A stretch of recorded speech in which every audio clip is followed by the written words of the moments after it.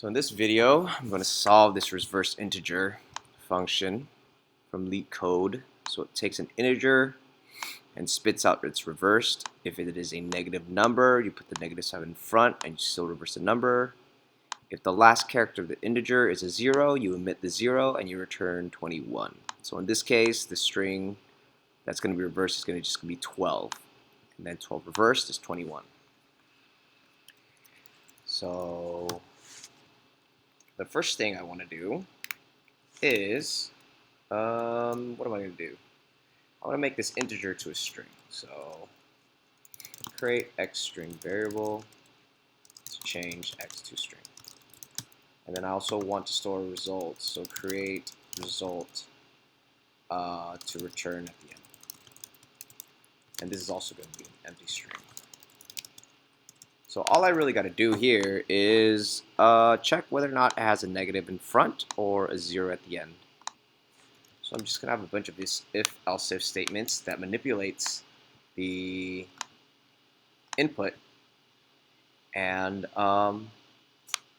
restore it and then go through the for loop. So in this case, if there is a negative number in front, all I'm going to do is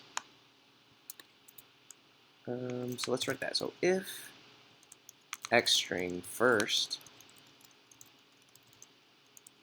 is a negative number,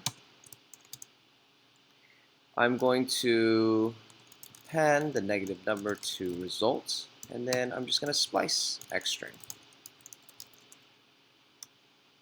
Splice the first character of x string.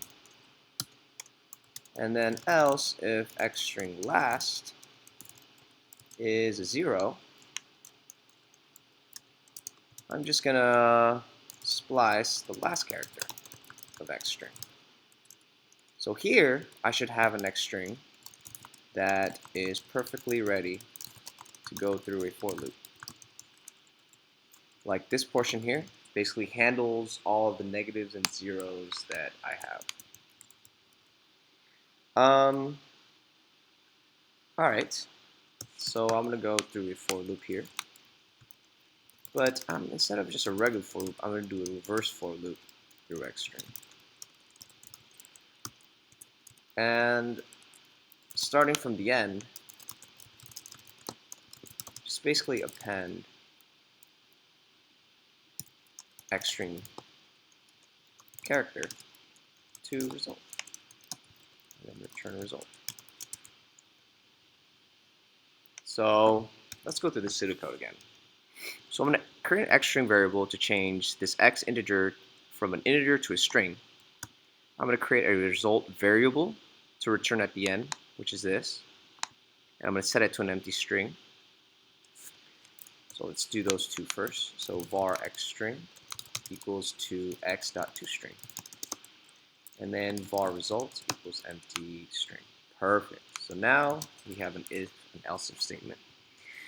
We want to check whether or not if x string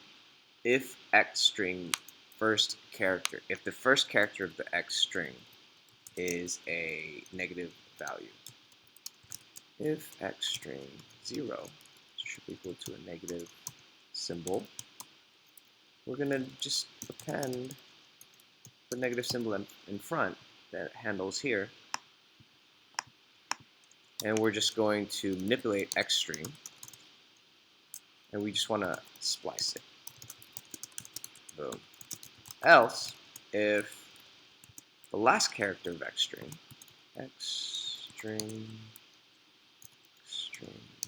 plus 1 is equal to a 0,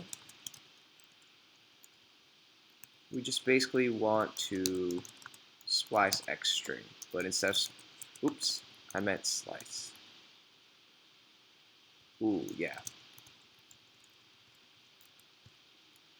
So I want to slice I want to grab everything except the last integer. So after going through this if-else statement in our code procedurally, I think that's the right word I'm thinking of.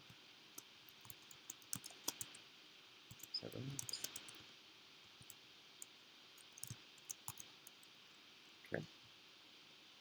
X string should be ready to go through the for loop. So let's go here. So X string that is perfectly ready to go through for loop is handled by these statements. So let's do the reverse for loop. Instead of for I equals 0, we're going to start at the end. So it's going to be X string dot length minus 1. And we're going to I minus minus it. And inside it's going to be I is greater than or equal to 0. Because 0 is going to be our first index. We just simply want to add result plus equals X string length, X string I. And we want to return the result. So let's look through our pseudocode again. Through our code now. So we set X to a string so we can for loop it on line 21. And we set result as an empty string if the first character of X string is a negative value.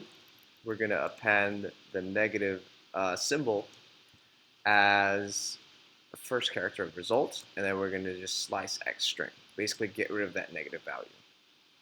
So when we loop it, it'll be ready to handle it like a non-negative number. But else if X string and the last character of X string is a 0, we're just going to slice everything except that last portion of it. And then we just basically go through this for loop, starting from the end. And the conditional is that I is greater than or equal to 0. And you subtract I every time. So it's going to go 3, 2, and 1. 6, 5, and 4. And here it's going to go 6, 5. So let's run it. And I got it. So there you are. The reverse integer function.